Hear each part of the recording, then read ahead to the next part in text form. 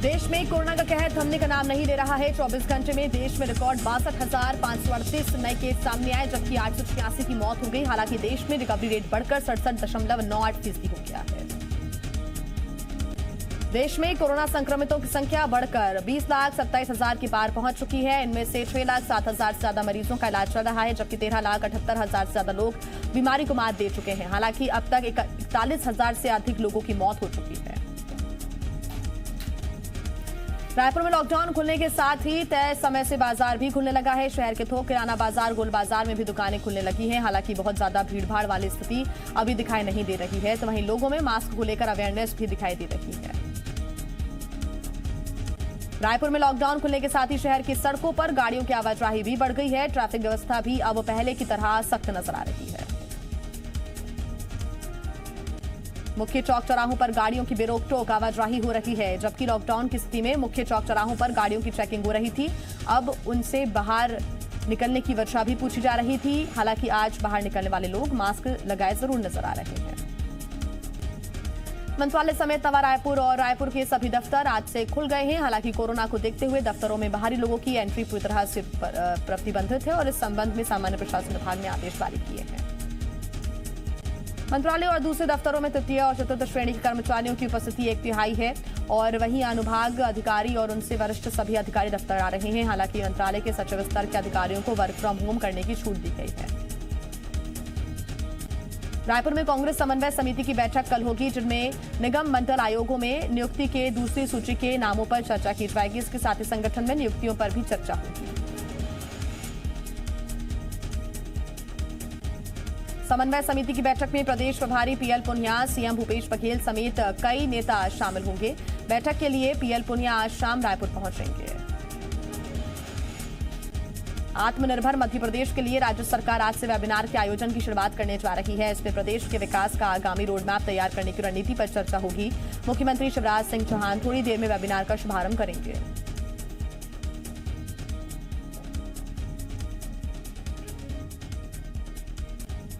कार्यक्रम में सभी मंत्री, नीति आयोग के विशेषज्ञ, शिक्षाविद, विषय विशेषज्ञ और संबंधित विभागीय अधिकारी शामिल होंगे। इसके बाद 8, 10 और 11 अगस्त को भी अलग अलग विषयों पर वेबिनार आयोजित किए जाएंगे। आज से शुरू हो रहे वेबिनार में पहला वेबिनार भौतिक अधोसंरचना सेक्टर पर होगा। वेबिनार के दूसरे सत्र में मैपिड सैप्स टीम और सब ग्रुप सदस्य प्रेजेंटेशन देंगे। नोडल अधिकारी केशवी ने बताया कि विभिन्न सत्रों में 130 विशेषज्ञ शामिल होंगे, जिनमें नीति आयोग के सीईओ अमिताभ कांत, एडवाइजर सुजय कुमार शाह समेत अन्य विशेषज्ञ शामिल होंगे। देश की पहली किसान ट्रेन की शुरुआत आज से होने जा रही है। कृषि मंत्री नरेंद्र सिंह तोमर और रेल मंत्री पीयूष गोयल पहली किसान ट्रेन को हरी झंडी दिखाएंगे। महाराष्ट्र के देवलाली से बिहार के दानापुर तक चलने वाली ये ट्रेन 1519 किलोमीटर की दूरी तकरीबन 32 घंटे में तय करेगी।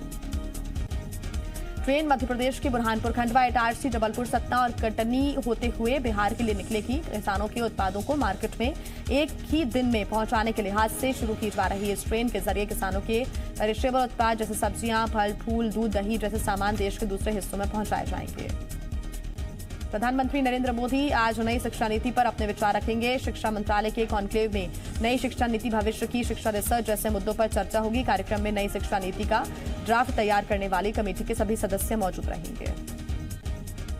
खरगोन में सराफा व्यापारियों से अभद्रता और मारपीट के मामले में कार्रवाई की गई है। एसडीओपी ग्लैडमैन एडवर्ड और एसडीएम अभिषेक गहलोत का ट्रांसफर कर दिया गया है। दरअसल श्री राम मंदिर के भूमि पूजन के दिन सराफा बाजार में कुछ लोगों ने आतिशबाजी की थी। आरोप है कि इस पर व्यापारियों के साथ मारपीट और अभद्रता की गई थी।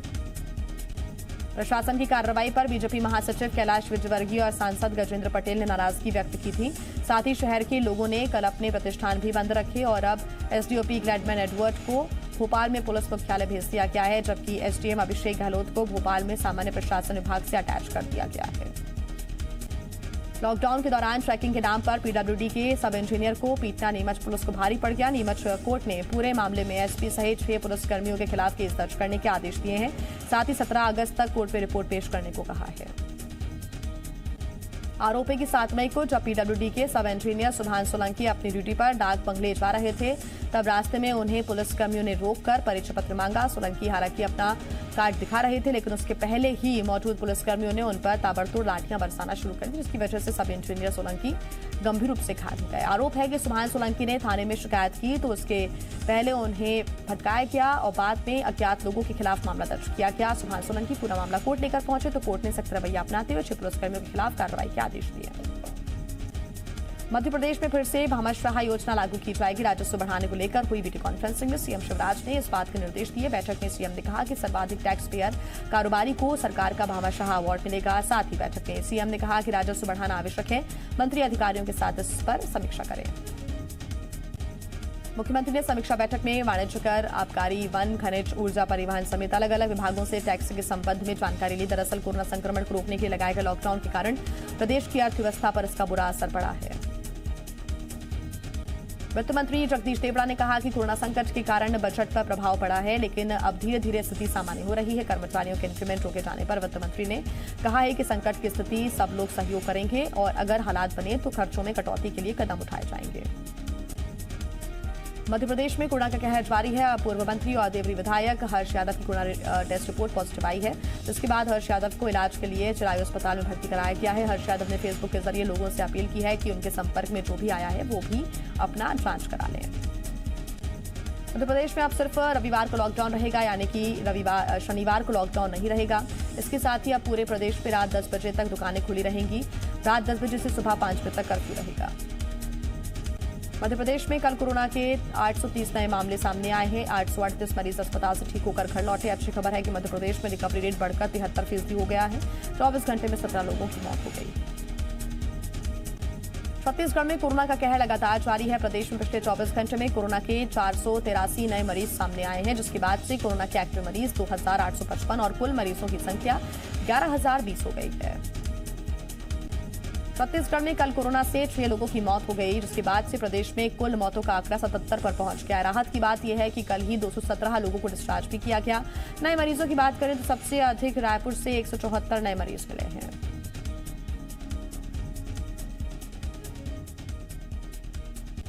ग्वालियर चंबल अंचल में कोरोना का संक्रमण लगातार बढ़ रहा है। अनलॉक 3 की गाइडलाइन के अनुसार बाजार और जिम सेंटर खुल चुके हैं, जिस वजह से संक्रमण का खतरा और बढ़ गया है। बाजार, सड़क और सार्वजनिक स्थानों पर लोग सोशल डिस्टेंसिंग और मास्क का उपयोग भी करते हुए नजर नहीं आ रहे। नियमों का कड़ाई से पालन करने के लिए जिला प्रशासन और पुलिस के सहयोग से शहर में 6 कोविड वैन तैयार की गई है। ये कोविड वैन संक्रमण काल में नियमों का उल्लंघन दिखने पर मौके पर कार्रवाई करेगी। वैन द्वारा कंटेनमेंट जोन और बाजार में घूमकर मॉनिटरिंग करेगी। नियम तोड़ने वालों पर तुरंत कड़ी कार्रवाई की जाएगी। कोरोना काल में अलग होगा इस बार का स्वतंत्रता दिवस समारोह। सिर्फ 1500 अतिथि ही मौजूद रहेंगे। कोरोना वॉरियर्स और कोविड फाइटर्स को समारोह में प्रमुखता मिलेगी। सोशल डिस्टेंसिंग का खास ध्यान रखा जाएगा। एनसीसी से जुड़े 500 छात्र ही होंगे शामिल। कोरोना से लड़ने के लिए केंद्र सरकार ने राज्यों को आर्थिक पैकेज की दूसरी किस्त जारी की। इसके साथ ही 890 करोड़ से अधिक का पैकेज जारी हुआ। इससे पहले केंद्र ने मार्च में 3000 करोड़ की पहली किस्त दी थी। छत्तीसगढ़ में 25 अगस्त से विधानसभा का मानसून सत्र शुरू हो रहा है। इसे लेकर सीएम बघेल ने विधानसभा अध्यक्ष और संसदीय कार्य मंत्री रविंद्र चौबे से चर्चा की। बैठक के बाद मंत्री चौबे ने कहा कि सत्र से पहले हर बार ही की तरह इस बार भी बैठक हुई है। आपको बता दें कि बीजेपी का कहना है कि सत्र कम से कम 6 से 7 दिन का होना चाहिए, लेकिन सरकार कोरोना काल का हवाला दे रही है। छत्तीसगढ़ के कृषि मंत्री रविंद्र चौबे ने कहा कि राजीव गांधी किसान न्याय योजना की दूसरी किस्त अगस्त में जारी होगी। सीएम वीडियो कॉन्फ्रेंसिंग के जरिए दूसरी किस्त जारी करेंगे। हमने कांग्रेस की राष्ट्रीय अध्यक्ष सोनिया गांधी और राहुल गांधी से भी वीडियो कॉन्फ्रेंसिंग के जरिए जुड़ने का आग्रह किया है। छत्तीसगढ़ के मुख्यमंत्री भूपेश बघेल ने गोधन न्याय योजना के तहत गोबर खरीदी का पहला भुगतान हितग्राहियों के खाते में भेजने की प्रक्रिया का शुभारंभ किया। योजना के तहत 46,964 हितग्राहियों को 1 करोड़ 65 लाख रुपए का भुगतान किया गया। पंजाब सीएम कैप्टन अमरिंदर सिंह ने पीएम मोदी को पत्र लिखकर मध्य प्रदेश के बासमती को जीआई टैगिंग नहीं देने की अपील की है, जिसके बाद मध्य प्रदेश के सीएम शिवराज सिंह ने भी प्रधानमंत्री नरेंद्र मोदी को पत्र लिखा है और एमपी के बासमती चावल को ऐतिहासिक बताते हुए जीआई टैग देने का अनुरोध किया है। सीएम शिवराज ने प्रदेश के किसानों और बासमती चावल आधारित उद्योगों को प्रोत्साहित करने की अपील की है और इससे पहले सीएम शिवराज ने ट्वीट कर पंजाब के सीएम से सवाल किया था कि आखिर उनकी मध्य प्रदेश के किसानों से क्या दुश्मनी है। ये मध्य प्रदेश या पंजाब का मामला नहीं, बल्कि पूरे देश के किसानों और उनकी आजीविका से जुड़ा हुआ मामला है।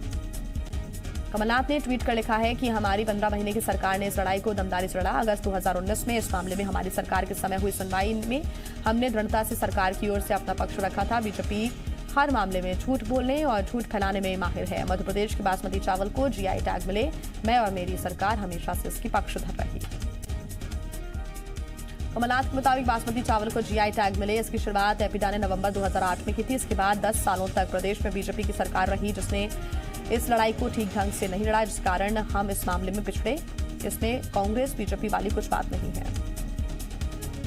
मध्य प्रदेश के बासमती चावल को जीआई टैग दिए जाने के मामले में प्रदेश में सियासत गर्मा गई है। एपीडा के डायरेक्टर चेतन सिंह ने आरोप लगाया कि कांग्रेस की कमलनाथ सरकार के दौरान मध्य प्रदेश के बासमती को जीआई टैग नहीं मिल पाया। मध्य प्रदेश में 27 विधानसभा सीटों पर होने वाले उपचुनावों के लिए कांग्रेस एक बार फिर सक्रिय हो गई है, जिसके तहत गुरुवार को पूर्व सीएम कमलनाथ ने भोपाल के कांग्रेस दफ्तर में शुद्ध के लिए युद्ध अभियान का शुभारंभ किया। इस अभियान में कांग्रेस 27 विधानसभा क्षेत्रों के मतदाताओं को गंगाजल बांटेगी। कांग्रेस का कहना है कि 15 महीने की कमलनाथ सरकार गिराने वाले बागी विधायकों के विधानसभा क्षेत्र में मतदाताओं के अंतर्मन के शुद्धिकरण के लिए अभियान चलाया जा रहा है। अभियान का नेतृत्व प्रदेश कांग्रेस मोर्चा प्रकोष्ठ समन्वयक अर्चना जायसवाल कर रही हैं। हिमांशु यादव को गंगा जल वितरण अभियान का संयोजक बनाया गया है।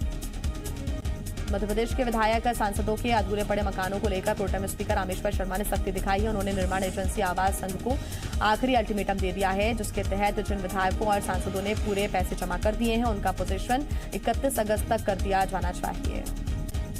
मध्य प्रदेश के विधायकों सांसदों को 7 साल से भोपाल में मकान का इंतजार है। 2013 को लेकर शुरू हुआ मकानों का काम आज तक अधूरा है। विधानसभा भी कई बार निर्माण एजेंसी आवास संघ पर नाराजगी जाहिर कर चुका है। विधायक 7 साल से बैंक लोन की किश्त भर रहे हैं, लेकिन आज तक उन्हें मकान नसीब नहीं हुआ। मंदसौर में सीएमएचओ पर पैसा लेकर मरीजों का चेकअप कराने का आरोप लगा है और यह आरोप खुद विधायक यशपाल सिसोदिया ने लगाया है। विधायक यशपाल सिसोदिया जिला अस्पताल पहुंचे और इस दौरान वो सीधे सीएमएचओ के कार्यालय में पहुंचकर उन पर पैसे की वसूली का आरोप लगाते नजर आए। विधायक के हाथ में कुछ पर्चियां थी। उन्होंने बताया कि ये मेडिकल स्टोर 300 रुपए की पर्ची काटकर मरीजों को सीएमएचओ के पास देखने के लिए भेज रहा है। तो वहीं सीएमएचओ ने आरोप को खारिज किया। उन्होंने बताया कि वो किसी भी मरीज को नहीं देख रहे हैं और इस तरह की पर्ची काटने वाले मेडिकल स्टोर के खिलाफ कार्रवाई होगी। विधायक यशपाल सिसोदिया ने कलेक्टर से भी इस मामले को लेकर शिकायत की, जिस पर मौके पर तहसीलदार पहुंचे और जांच करने की बात कही। तो वहीं सीएमएचओ के दफ्तर के बाहर बैठे मरीजों ने बताया कि उनसे 300 रुपए की वसूली की गई है। सागर के नए कलेक्ट्रेट परिसर में सैकड़ों साल पुराने कल्पवृक्ष के चबूतरे पर बने धार्मिक स्थल में तोड़फोड़ करने के मामले में जमकर हंगामा हुआ। मामले की जानकारी लगते ही मौके पर हिंदू संगठनों के कार्यकर्ता पहुंचकर कार्रवाई को रुकवा दिया। सभी लोग मौके पर ही बैठकर भजन करने लगे। विवाद बढ़ने की सूचना पर अधिकारी मौके पर पहुंचे। लोगों का आरोप था कि कलेक्टर दफ्तर परिसर जैसी सुरक्षित जगह में इस तरह से धार्मिक स्थल को नुकसान पहुंचाने की हिम्मत कोई कैसे कर सकता है। अगर प्रशासन किसी वजह से प्रतिमाओं को विस्थापित करने वाला था तो इसे रात के अंधेरे में क्यों किया जा रहा था। लोगों से चर्चा कर यह काम दिन में भी हो सकता था। अधिकारियों का कहना है कि चबूतरे पर गैर कानूनी रूप से रैलिंग लगाई जा रही थी, जिसे रोकने और हटाने के लिए वहां पर मजदूरों को भेजा गया था। हालांकि मजदूर रात में किसके आदेश पर आए, इस मामले में अधिकारियों ने मीडिया को कोई जानकारी नहीं दी। बैतूल में 14 साल के नाबालिग से गैंगरेप का सनसनीखेज मामला सामने आया। नाबालिग 2 दिनों से लापता थी, जिसने मिलने के बाद उसके साथ गैंगरेप का खुलासा किया। पुलिस संदेह के आधार पर 3 युवकों को हिरासत में ले लिया है, जबकि 2 आरोपी अभी फरार हैं। पुलिस के मुताबिक नाबालिग बीती 3 अगस्त की रात को अचानक अपने घर से लापता हो गई। परिजनों ने इसकी रिपोर्ट पुलिस थाने में दर्ज करवाई थी। अगले दिन 5 अगस्त को नाबालिग अपने घर पहुंच गई। तब जाकर नाबालिग के साथ हुई दरिंदगी का खुलासा हुआ। नाबालिग के मुताबिक सदर इलाके के अंडरब्रिज के नीचे उसके साथ घिनौने गुनाह को अंजाम दिया गया। जबलपुर में महिला आरक्षक से रेप का मामला सामने आया है। महिला की शिकायत के अनुसार हरी नाम के शख्स से उसकी फेसबुक के जरिए दोस्ती हुई। आरोपी ने महिला से शादी की बात कहकर लगातार दैहिक शोषण करता रहा। महिला ने शादी के लिए दबाव बनाया तो आरोपी अपने वादे से मुकर गया, जिसके बाद महिला आरक्षक ने इसकी शिकायत की, जिस पर कार्रवाई करते पुलिस ने आरोपी हरी पटेल को गिरफ्तार कर लिया है। जबलपुर में खबर दिखाए जाने के बाद मानकों को ताक पर रखकर बीज बेचने वाले प्रतिष्ठान के खिलाफ केस दर्ज किया गया। आरोप है कि कटंगी बाईपास रोड स्थित त्रिमूर्ति क्रॉप साइंस प्रतिष्ठान ने घाना के किसान को मक्का के अमानक बीज बेचे थे, जिसके बाद कृषि विभाग ने त्रिमूर्ति क्रॉप साइंस के संचालक के खिलाफ माढ़ोताल थाने में एफआईआर दर्ज कराई है। बुरहानपुर जिले के लालबाग थाना क्षेत्र के सिंधी बस्ती में लालबाग पुलिस ने मुखबिर की सूचना पर छापामार कार्रवाई में एक मकान से शराब का जखीरा बरामद किया है। दरअसल एपी को कई दिनों से अवैध शराब की शिकायत मिल रही थी, जिसके चलते एसपी ने लालबाग पुलिस को छापे के निर्देश दिए। जांजगीर चांपा के कोविड केयर सेंटर में कोरोना मरीज ने फांसी लगाकर खुदकुशी कर ली। मृतक 4 अगस्त को गुजरात से लौटा था, जिसके बाद उसे दिव्यांग स्कूल में बने कोविड सेंटर में भर्ती कराया गया। शौचालय में उसका शव फांसी पर लटका हुआ मिला। घटना से कोविड सेंटर में भर्ती अन्य मरीजों में खलबली मच गई। घटना की सूचना पाकर पुलिस और प्रशासन की टीम मौके पर पहुंच गई। मरीज ने खुदकुशी क्यों की, इस बात का खुलासा अभी तक नहीं हो सका है। ग्वालियर में साइबर हैकर्स ने 2 थाना प्रभारियों की फेसबुक आईडी हैक कर ली है और उनके परिचितों से पैसे की मांग कर रही है। पुलिस छावनी थाना प्रभारी राजीव गुप्ता और घाटीपुर थाना प्रभारी शैलेंद्र भार्गव की फेसबुक आईडी पिछले दिनों हैक हो गई थी। उन्हें इसका पता उस समय लगा जब परिजनों के फोन कॉल थाना प्रभारियों के पास आना शुरू हुए। दोनों मामलों की शिकायत क्राइम ब्रांच ने जांच शुरू कर दी है। पता चला है कि हैकर्स ने थाना प्रभारी राजीव गुप्ता के करीब 12 लोगों से पैसों की डिमांड की थी, जबकि घाटीपुर थाना प्रभारी शैलेंद्र भार्गव के करीब 2 दर्जन से ज्यादा परिचितों को मैसेज भेजे गए। सतना में अप्रैल मई महीने में किसानों समर्थन मूल्य पर अपनी गेहूं की फसल बेची थी। इसके लिए उन्हें बकायदा पर्ची भी दी गई थी, लेकिन 4 महीने के बाद भी किसानों को उनका भुगतान नहीं हो सका, जिससे किसान परेशान हैं। विधानसभा क्षेत्र के कई किसान जिला कलेक्ट्रेट पहुंचकर भुगतान की मांग की। बाइक चोरी की घटना सीसीटीवी में कैद हुई। जानकारी के मुताबिक बाइक मेहगांव स्थित स्टेट बैंक के सामने खड़ी हुई थी, जहां से चोरों ने बाइक पर हाथ साफ कर दिया। चोरी की यह पूरी घटना सीसीटीवी कैमरे में कैद हुई, जिसके आधार पर पुलिस मामले की जांच कर रही है। मंदसौर में एक अजगर को पकड़ने में वन विभाग के पसीने छूट गए। सीमित संसाधनों के साथ पहुंची वन विभाग की टीम कई घंटों तक मशक्कत करती रही, लेकिन अजगर काबू में नहीं आया। बाद में मोटी बलैयों से मदद से उसे काबू किया गया। दरअसल खाकरी गांव में जब किसान खेत में गए तो उन्होंने अजगर को देखा, जिसके बाद वन विभाग की टीम को सूचित किया। वन विभाग की टीम सीमित संसाधनों के साथ मौके पर पहुंच गई, लेकिन अजगर की लंबाई करीब 10 फीट थी। बेहद ताकतवर अजगर के सामने वन विभाग भी पस्त दिखाई दिया। आखिरकार जब वन विभाग ने अजगर को पकड़ लिया, तब राहत की सांस ली। वन विभाग के अनुसार उन्होंने इतने बड़े अजगर को आज तक नहीं पकड़ा था। बाद में वन विभाग ने अजगर को जंगल में छोड़ दिया। सरगुजा में कछवाड़डीह की रहने वाली नेहा कुजूर कुश्ती की इंटरनेशनल और तीरंदाजी की नेशनल खिलाड़ी हैं। नेहा खेतों में धान रोप रही हैं। दरअसल नेहा को 2019 में थाईलैंड में कुश्ती की अंतर्राष्ट्रीय प्रतियोगिता में जाना था। ऐसे में पिता ने 30,000 रुपए में जमीन गिरवी रख दी थी, लेकिन नाबालिग होने और अभिभावकों के साथ नहीं होने की वजह से उसे विदेश नहीं जाने दिया गया। अब नेहा खेतों में अपने पिता का हाथ बटा रही हैं ताकि कर्ज को पटा सकें और अपने सपनों को पूरा भी कर सकें। नेहा इससे पहले कई बार देश विदेश में मेडल जीत चुकी हैं, लेकिन सरकारी लाभ नहीं मिलने की वजह से ये देश की प्रतिभा खेतों में काम करने को मजबूर है। कोरोना संक्रमण के इस बुरे दौर में पन्ना के हीरा मजदूरों की किस्मत चमक गई। पन्ना की उथली हीरा खदान से मजदूरों को 3 हीरे मिले हैं। मजदूरों को एक साथ 3 हीरे मिले हैं, जिससे मजदूरों ने हीरा कार्यालय में उसको जमा करा दिया है। हीरों का वजन लगभग 7.5 कैरेट है, जो उनकी अनुमानित कीमत तकरीबन 20 से 30 लाख रुपए बताई जा रही है। नीलामी के बाद मजदूरों को इन हीरों की कीमत मिल जाएगी। मंडला के कान्हा नेशनल पार्क में इन दिनों हाथियों की पिकनिक चल रही है। सूबखार रेंज में 9 हाथी रुके हुए हैं, जिनकी खुशामद करने के लिए वन विभाग जुटा हुआ है। पार्क प्रबंधन ने इसे हाथी कैंप का नाम दिया है। कैंप में हाथियों की सफाई और मालिश की जा रही है। हाथियों को पसंदीदा आहार आम, अनानास, केला, मक्का, नारियल, गुड़ दिया जा रहा है। इनकी सेवा में महावत, चारा कटर और प्रबंधन के अधिकारी कर्मचारी मौजूद रहते हैं। बता दें कि 8 से 9 साल के पार्क प्रबंधन इस तरह का आयोजन करता आ रहा है। इस तरह का कैंप हाथियों के वंश वृद्धि में भी सहायक होता है। श्रीलंका के चुनाव में महिंदा राजपक्षे की श्रीलंका पीपल्स पार्टी की 2/3 से जीत हुई। प्रधानमंत्री मोदी ने फोन कर राजपक्षे को जीत की बधाई दी। दोनों देशों के बीच संबंधों को और बेहतर बनाने को लेकर बात हुई।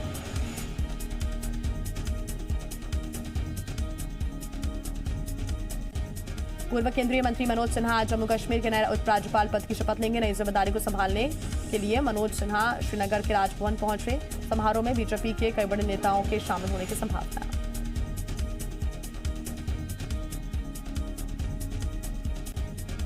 केरल के राज्यपाल आरिफ मोहम्मद खान ने कहा, राम मंदिर धर्म नहीं संस्कृति से जुड़ा मुद्दा। राम के बिना भारत की संस्कृति की कल्पना नामुमकिन। समाजवादी पार्टी सांसद शफीक उर रहमान बर्क ने कहा कि बीजेपी ने ताकत के दम पर राम मंदिर का फैसला अपने हक में कराया।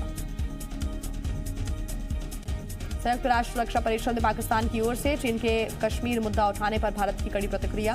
कहा, चीन देश के आंतरिक मामलों में हस्तक्षेप न करे। 370 हटाए जाने के 1 साल पूरे होने के मौके पर पाकिस्तान ने की थी अपील। इंडियन प्रीमियर लीग के 13वें सीजन में टाइटल स्पॉन्सर वीवो नहीं होगा। बीसीसीआई और वीवो ने इस सीजन के लिए करार खत्म किया। भारत और चीन के बीच तनावपूर्ण रिश्तों के चलते ये फैसला तय माना जा रहा था। चीन की कंपनी है वीवो। बीती रात राजस्थान में भूकंप के हल्के झटके महसूस किए गए। रेक्टर स्केल पर भूकंप की तीव्रता 3.1 दर्ज की गई। राजधानी जयपुर से 82 किलोमीटर उत्तर भूकंप का केंद्र। दिल्ली के पश्चिम बिहार में 12 साल से दरिंदगी का आरोपी गिरफ्तार। मंगोलपुरी में रहने वाले आरोपी कृष्णा पर पहले से 4 आपराधिक मामले दर्ज हैं। पुलिस की 20 टीम ने 100 सीसीटीवी तस्वीरें की जांच की है। 4 अगस्त को हुई थी वारदात।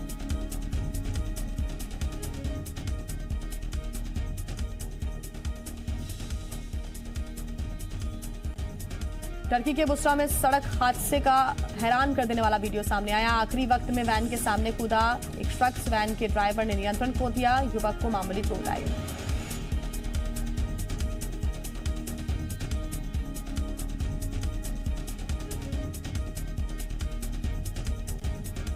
लेबनान की राजधानी बैरूत में हुए हादसे के बाद रूस ने बढ़ाया मदद का हाथ। रूस ने बैरूत में अस्थायी अस्पताल बनाया।